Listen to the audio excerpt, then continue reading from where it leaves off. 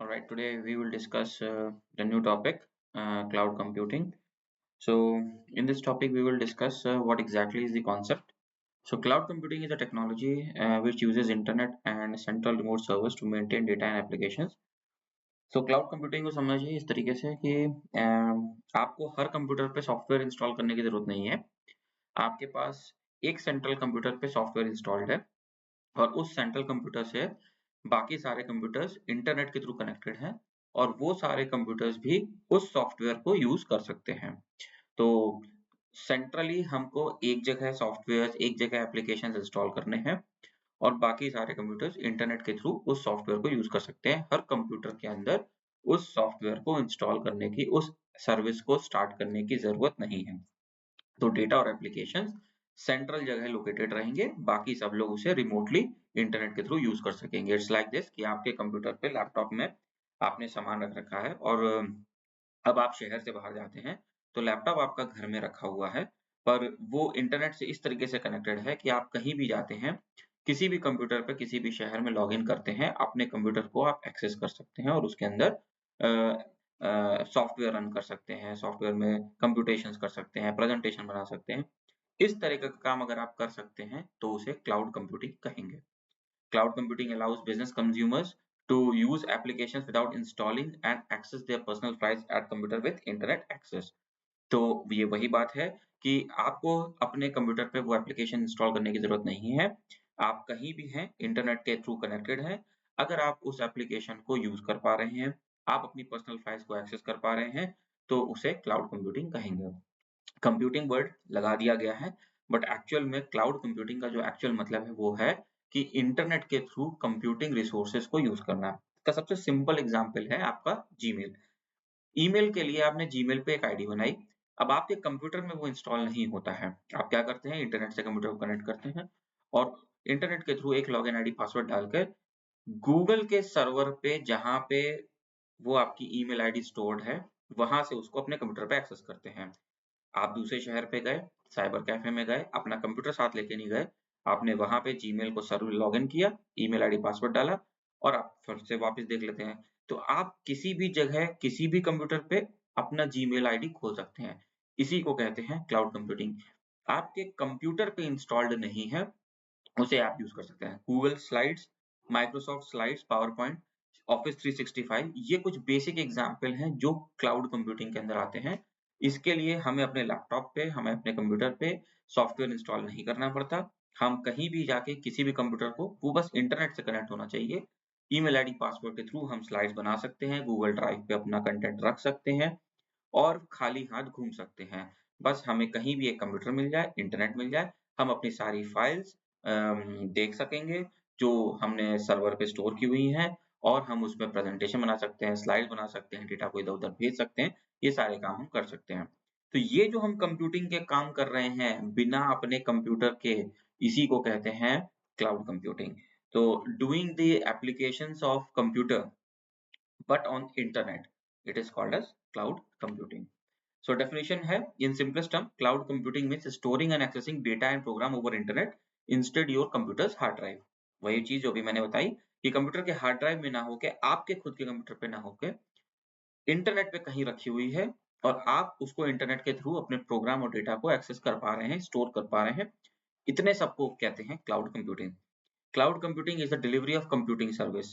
कौन सी computing service है? सर्वर है, स्टोरेज है, डेटाबेस है, नेटवर्किंग है, software over the internet to offer fast innovation, flexible resources and economies of scale. तो अब एक लैब के अंदर मैं हर कंप्यूटर पे ऑफिस का सेटअप डालूं और अगर मैं एक सेंट्रल सर्वर पे ऑफिस 365 का लॉगिन ले लूं और आप सबके कंप्यूटर के अंदर केवल एक लॉगिन आईडी पासवर्ड दे दूं, तो जो कंप्यूटर की हार्ड डिस्क है वो कितनी सेव होगी, उसकी प्रोसेसिंग पावर कितनी सेव होगी, क्योंकि उसको केवल इंटरनेट चाहिए और आप सारे काम अपने फाइल से स्टोर कर सकते हो। तो आप घर पे अपना काम, अगर कुछ भी फाइल वगैरह बनाते हो, उसको गूगल ड्राइव पे रख लेते हो और बिना लैपटॉप के कॉलेज में आ जाते हो। कॉलेज में आप कंप्यूटर ओपन करते हो किसी का भी, अपने लॉगिन करते हो और वहां से अपनी सारी फाइलें एक्सेस करके डाउनलोड कर सकते हो, नई बना सकते हो, प्रेजेंटेशन दे सकते हो। तो आपको लैपटॉप लाने की जरूरत नहीं पड़ी। अगर ये फैसिलिटी पॉसिबल हो पा रही है तो ये हो पा रही है क्लाउड कंप्यूटिंग की वजह से। So cloud computing help you to store and access your data and program over the internet instead of using your computer's hard disk drive. So cloud computing के एप्लीकेशंस क्या हैं? बहुत सारे एप्लीकेशंस है cloud computing के। Cloud computing में एक central server होगा जहां पे आप अपना सारा चीजें स्टोर करके रखोगे, तो ये वो सारी चीजें हैं। Finance, communication, modelling, compute, backup, storage, Q, ये सब चीजें हैं। यहाँ पे आपने जितने भी काम किए अपने आउटपुट डिवाइसेस से, वो सब यहाँ सेंट्रल सर्वर पे स्टोर हो रहे हैं। और ये सारे डिवाइसेस जो हैं ये कनेक्टेड हैं इंटरनेट से इस सेंट्रल सर्वर से। तो आप चाहे मोबाइल फोन पे ईमेल आईडी खोलिए, लैपटॉप पे खोलिए, किसी दूसरे डेस्कटॉप पे खोलिए, किसी दूसरे टैबलेट पे खोलिए, ये सारी चीज इंटरनेट से कनेक्ट कहाँ से होंगी? सेंट्रल सर्वर से। और आप सेम चीज मल्टीपल डिफरेंट डिफरेंट प्लेटफॉर्म्स पे खोल के ओपन करके यूज कर सकते हैं। यही फैसिलिटी क्लाउड कंप्यूटिंग कहलाती है। Types of cloud computing.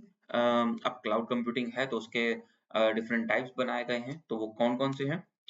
Deployment के बेसिस, किस तरीके की क्लाउड कंप्यूटिंग आपको दी गई है। डिप्लॉयमेंट का मतलब what kind of service has been offered. Public cloud है, प्राइवेट क्लाउड है, हाइब्रिड क्लाउड है और कम्युनिटी क्लाउड है। पब्लिक क्लाउड का मतलब है एक ऐसी सर्विस जो कॉमन पब्लिक को ऑफर की गई है। तो जैसे आपने गूगल के गूगल स्लाइड्स है, जीमेल है, गूगल ड्राइव है, गूगल फॉर्म्स है, ये सारी जो चीजें हैं, अमेजॉन वेब सर्विसेज है, माइक्रोसॉफ्ट आश्योर है, जहाँ पे हम लोग सॉफ्टवेयर डेवलप करते हैं, ये सब पब्लिकली मतलब कॉमन पीपल को दी गई हैं, तो ये कहते हैं पब्लिक क्लाउड।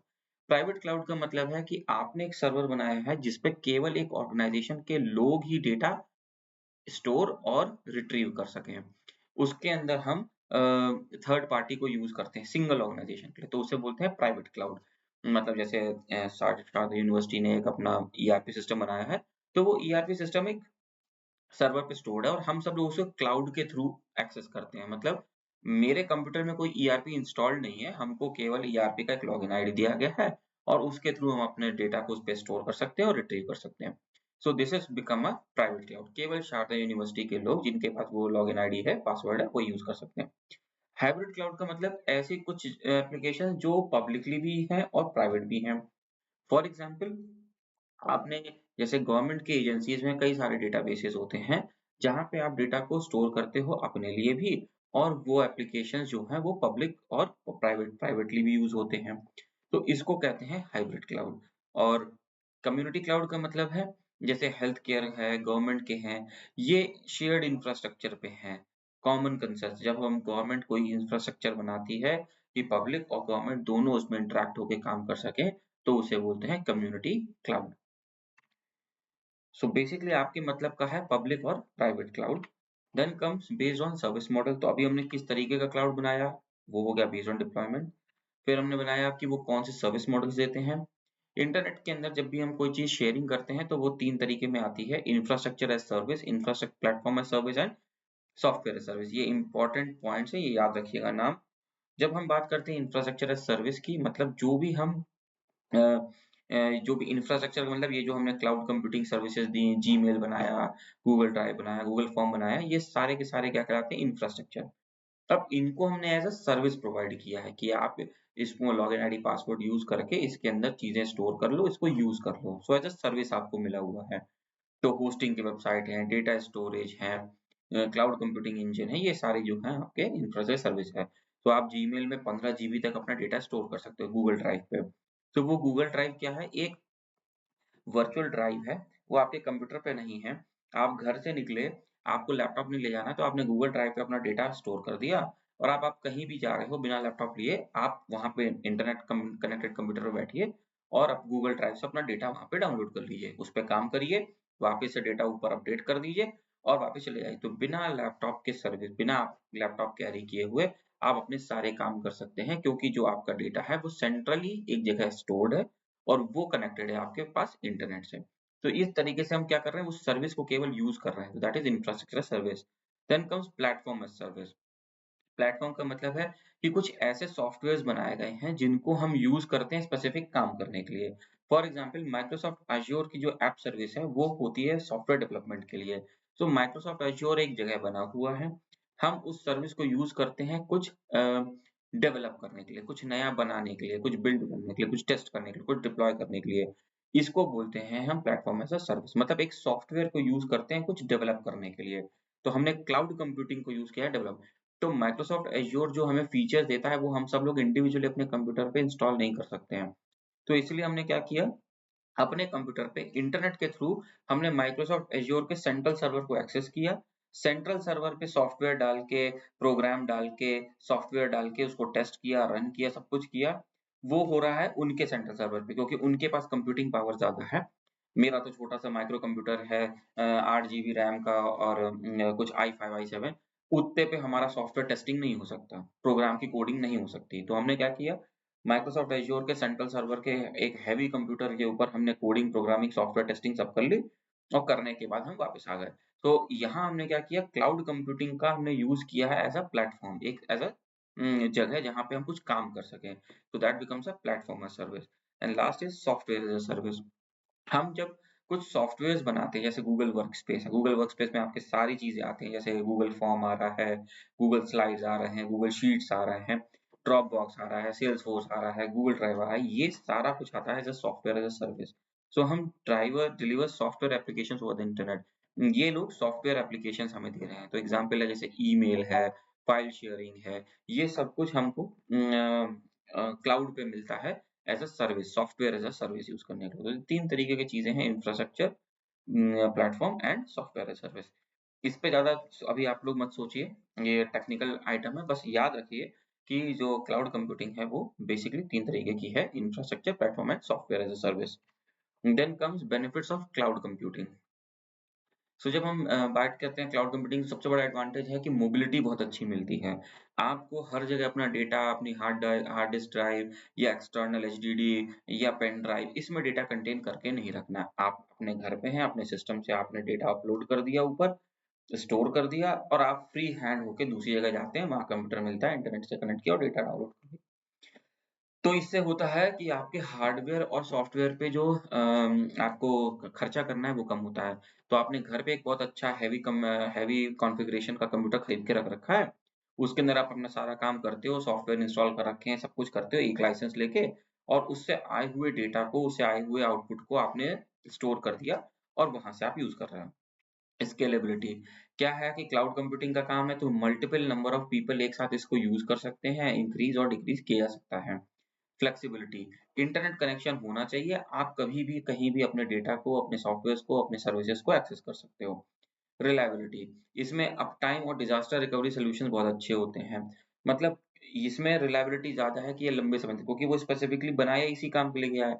तो उसके लिए स्पेसिफिक जनरेटर्स दिए गए हैं, लाइट अरेस्टिंग डिवाइसेस दिए गए हैं, उसको डिजास्टर से बचाने के डिवाइसेस किया गया है, उसमें प्रॉपर सॉफ्टवेयर एंटीवायरसेस लगाए गए हैं जिससे कि वो सर्विस हमेशा चलती रहे। तो आपके घर के कंप्यूटर के साथ हो सकता है कि बैटरी डाउन हो जाए, लाइट चली गई, उसमें वायरस आ गया, कुछ हो गया। यहाँ जब इसको सेंट्रली काम किया जाता है क्लाउड कंप्यूटिंग पे, तो उसको स्पेसिफिकली एक ही जगह को प्रोटेक्ट करना है, तो ज़्यादा अच्छे तरीके से प्रोटेक्ट किया जा सकता है। कोलैबोरेशन इसमें क्या है मल्टीपल लोग अब आपके घर में सब लोग आके तो काम नहीं कर सकते आपके कंप्यूटर पे, पर अगर आप उसको शेयर्ड सर्विसेज़ पे करो जैसे माइक्रोसॉफ्ट एज़्योर पे होता है, तो मल्टीपल सॉफ्टवेयर इंजीनियर जो अलग-अलग कंट्रीज़ में बैठे हैं, वो मिलकर एक साथ एक सॉफ्टवेयर के ऊपर काम कर पाते हैं। तो ये जो फैसिलिटी मिलती है, ये क्लाउड कंप्यूटिंग के थ्रू ही मिलती है। तो इसका बहुत सिंपल एग्ज़ाम्पल एक बहुत बेसिक फॉर्म अगर कहा जाए, तो गूगल शीट्स है। जैसे गूगल शीट्स के अंदर हम लोग क्या करें गूगल डॉक्स के ऊपर करते हैं कि हमने एक फॉर्म बनाया Google form word word file पे बनाया और उसको गूगल फॉर्म की लिंक दे दी सबको। तो सब लोग साइमल्टेनियसली उस फॉर्म को भर सकते हैं और हर किसी को दिखता जाएगा कि फॉर्म कितनी दूर तक भर गया है। गूगल फॉर्म की बात नहीं हो रही है, ये माइक्रोसॉफ्ट वर्ड का ही वर्ड के ऊपर एक शीट के ऊपर हमने कुछ चीज़ें लिखी हैं, तो सब लोग साइमल्टेनियसली लिख सकते हैं अपने-अपने घरों में बैठे हुए कंप्यूटर से और वो सबको दिखता जाएगा कि किसने क्या-क्या लिखा। तो ये जो फैसिलिटी है, ये है क्लाउड कंप्यूटिंग की कि मल्टीपल लोग जो अलग-अलग लोकेशन पे बैठे हैं, वो रियल टाइम टूल्स को शेयर करके कोलैबोरेट कर सकते हैं। Then comes problems. अब भाई क्लाउड कंप्यूटिंग है तो प्रॉब्लम क्या है? सबसे बड़ी प्रॉब्लम ये है कि अगर इंटरनेट कनेक्शन स्लो है, तो आपका काम रुक जाएगा। इंटरनेट कनेक्शन नहीं है तो आप एक्सेस नहीं कर सकते। कुछ सॉफ्टवेयर ऐसे हैं जो हेवी हैं, जिनमें डेटा फाइल्स का बहुत अप टाइम है। मतलब वो फाइल्स हेवी हैं, तो ऊपर-नीचे आने में बड़ा समय जैसे आपने कोई घर में बैठे हैं, अब आपने कोई वीडियो फाइल अपलोड करी, तो वीडियो फाइल अगर बहुत बड़ी है, तो अपलोड होने में बहुत समय लगेगा। कोई छोटा-सा वर्ड डॉक्यूमेंट अपलोड किया, वो तुरंत हो जाएगा क्योंकि उसके साइज़ छोटा है। सो इंटरनेट कनेक्टिविटी बहुत अच्छी होनी चाहिए, आपके डिवाइस में आपके पास इतना समय होना चाहिए कि बार-बार अपलोड और डाउनलोड करें। अब आप मीटिंग में खड़े हैं, आपको प्रेजेंटेशन देनी है और आप प्रेजेंटेशन लेके आए हैं गूगल ड्राइव पे। अब वहाँ आपने चालू करने की कोशिश की, पता चला इंटरनेट कमज़ोर है और वो आपका फ़ाइल डाउनलोड नहीं हुई या गूगल स्लाइड्स पे वो नहीं चली। Now that will be a problem. Down time है, इंटरनेट कनेक्टिविटी या सर्विस प्रोवाइडर की रिलायबिलिटी अगर गड़बड़ है तो डाउन टाइम हो जाएगा। फिर कंप्लायंस इश्यू है, अगर हम कोई भी चीज़ सेंट्रली इस तरीके से स्टोर करने का काम करते हैं तो हम लोगों को एक शक होता है ना कि अगर गूगल मेरा ड्राइव पे 15 जीबी दे रहा है तो भाई क्यों दे रहा है free of cost? Free of cost इस दुनिया में कुछ नहीं मिलता। पर वो 15 जीबी स्पेस दे रहा है अपने खर्चे पे, जिसमें हम फ्री ऑफ कॉस्ट पूरे जीवन भर कुछ भी स्टोर कर सकते हैं 15 जीबी तक। तो यहाँ पे आता है कंप्लायंस इश्यू कि कहीं वो हमारे साथ कुछ गलत तो नहीं कर रहे, हमारे डेटा की चोरी तो नहीं कर रहे, उसकी कॉपी तो नहीं बना रहे, ये सारी चीज़ें। वेंडर लॉक इन, अगर आपने किसी एक वेंडर को पकड़ लिया, फॉर एग्जांपल जैसे हमारे यहाँ ईआरपी एक वेंडर से पकड़ी गई है, तो अब हम इस ईआरपी पे हैं। अब हम चाहें कल को ये वेंडर हमें पसंद नहीं आ रहा है, इसकी सर्विसेज़ पसंद नहीं आ रही और हम अपने पूरे डेटा को शिफ्ट करना चाहते हैं, तो ये बहुत बड़ी प्रॉब्लम हो जाएगी हमारे लिए। क्योंकि हमने अपना डेटा सेंट्रल सर्वर पे रख रखा है, अब वो डेटा उस वेंडर के पास है। अब अगर हम कोई नया वेंडर यूज़ करते हैं, तो हमें ये डेटा पूरा-पूरा शिफ्ट कराना पड़ेगा दूसरे पे, जो कि हमेशा एक दिक्कत होती है कि पता चला दूसरे की जो सर्विसेज़ हैं, वो इनकम्पैटिबल हैं। जिस तरीके से फाइलें ये स्टोर करते हैं और जैसा फाइल दूसरा स्टोर करता है, अगर वो दोनों इनकम्पैटिबल हुए, तो यहाँ से डेटा वहाँ भेजा नहीं जा पाएगा।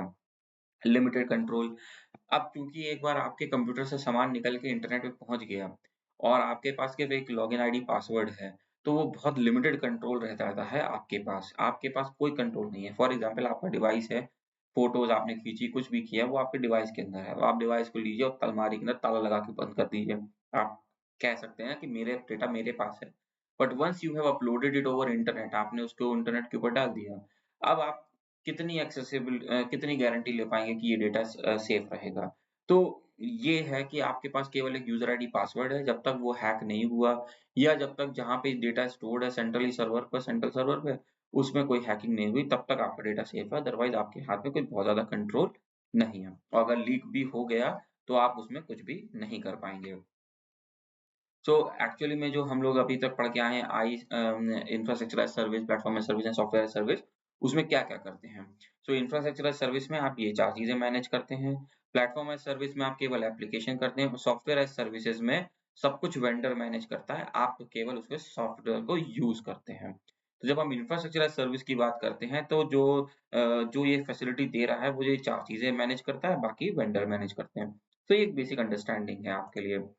फिर एडवांटेजेस हम पढ़ चुके हैं, कॉस्ट सेविंग है, अनलिमिटेड स्टोरेज मिल जाता है, ऑटोमेटिक सॉफ्टवेयर अपडेट्स मिल जाते हैं, परफॉर्मेंस है, स्केलेबिलिटी मतलब हम number of computers, number of users को कभी भी इंक्रीज और डिक्रीज कर सकते हैं। बहुत सिंपल एग्जांपल है, जैसे आप प्ले स्टोर पे जाते हैं, प्ले स्टोर पे क्या है, एक सेंट्रल सर्वर पे गूगल ने सारे सॉफ्टवेयर्स सारे एप्लीकेशंस रख रखे हैं।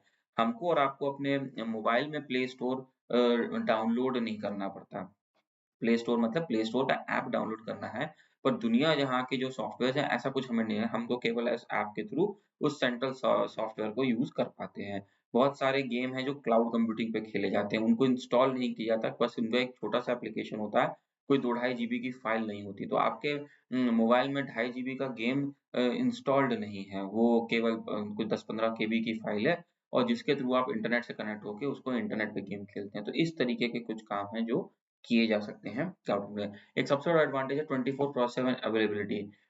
आप क्योंकि क्लाउड कंप्यूटिंग पे हैं, तो आपके पास जो एप्लीकेशन है, जो सर्विस है, वो 24/7 ओपन रहती है।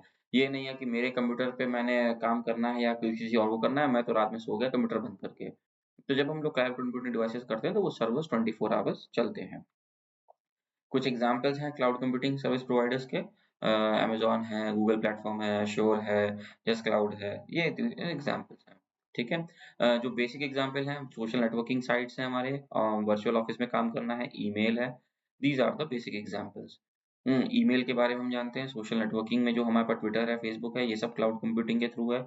हमारे मोबाइल में, हमारे लैपटॉप में हमारा जो फेसबुक का पेज है, वो स्टोर्ड नहीं होता। हमारे पास क्या होता है, एक वेबसाइट का नाम होता है facebook.com, उसमें हमारे पास एक यूज़र नेम और आईडी है, हम उसको डालते हैं और हम इंटरनेट के थ्रू कनेक्ट हो जाते हैं यूएसए में किसी एक सिटी के अंदर रखे हुए उनके सर्वर, जहाँ पे उनकी स्टोरेज डिवाइसेज़, जहाँ पे हमारी प्रोफाइल स्टोर्ड है। तो by the help of internet हम दुनिया के कहीं भी कोने में हो, हम उसको सेंट्रली लोकेट कर सकते हैं। तो these are the examples. Virtual office में काम करने का मतलब है आप अपने घर में बैठे हैं, पर जैसे ही आपने कंप्यूटर की स्क्रीन को ओपन किया और उसके बाद आपने वर्ड प्रोसेसर, अपनी शीट, प्रेजेंटेशन स्लाइड्स खोला और आपका ऑफिस का काम तैयार। So these are the basic examples. ये कुछ और एग्जांपल्स दिए गए हैं, कौन-कौन सी कंपनीज़ हैं जो क्लाउड सर्विसेज़ प्रोवाइड करती हैं और कहाँ-कहाँ क्लाउड सर्विस कंप्यूटिंग यूज़ हो रही है, टेलीमेडिसिन में यूज़ हो रही है। पेशेंट के डेटा को हमने सेंट्रली स्टोर कर दिया है, तो आपको हर जगह पेशेंट को फाइल ले लेके नहीं भागना है। एक बहुत सिंपल एग्जांपल है बैंकिंग। बैंकिंग में हमने देखा कि जैसे हमारा कंप्यूटराइज़्ड हो गया है, तो हमको हाँ, हमारा डेटा कहीं भी कभी किसी भी ब्रांच में हम किसी भी शहर के अपना डेटा ओपन करके देख सकते हैं, अकाउंट ओपन करके देख सकते हैं। हमको हर जगह अपने सारी फाइलें और सारा कुछ लेके नहीं जाना है। एजुकेशन में ऑनलाइन लर्निंग प्लेटफ़ॉर्म्स हैं, फाइनेंस है, financial forecasting, fraud detection, entertainment है, आपके पास स्ट्रीमिंग डिवाइसेज़, स्ट्रीमिंग ओटीटी है, ये सब कुछ एंटरटेनमेंट का सिस्टम है। अब आपको मूवीज़ जो हैं ओटीटी सर्विसेज़ पे आती हैं, पहले हम लोग डाउनलोड करके अपने मोबाइल में रखते थे या लैपटॉप में रखते थे, अब हमको वो भी नहीं करना है, सॉन्ग्स हम डाउनलोड नहीं करते, अब हम लोग सेंट्रली उन सॉन्ग्स को एक जगह लोकेशन पे एप्लीकेशन के थ्रू सुनते हैं। तो जब आपको सुनना हो बस आपको इंटरनेट से कनेक्ट होना चाहिए। This is example of cloud computing. Retail में आप देख रहे हो ई-कॉमर्स जो है, ई-कॉमर्स में आपका सारा दुकान है, सारा सामान है। आपको वो जो वेबसाइट बनी हुई है वो क्लाउड कंप्यूटिंग पे बनी हुई है। So these are the basic examples. So this is the concept of cloud computing. Thank you.